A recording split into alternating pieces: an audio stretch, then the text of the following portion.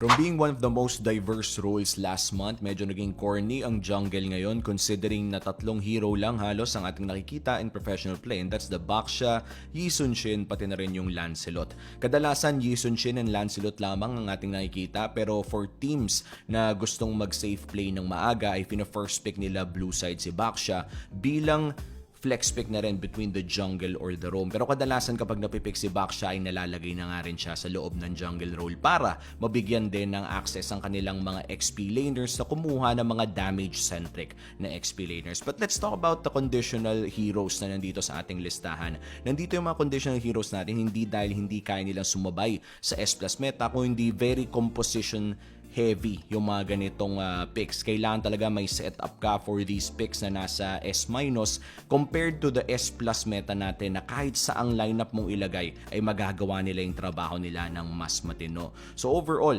kung naghahanap kayo ng let's say mas diverse na pool, kaya pa rin naman ng Mythic Glory pababa. Pero feeling ko by Mythic Immortal to Pro Play, itong tatlo pa rin talaga yung nakikita natin madalas.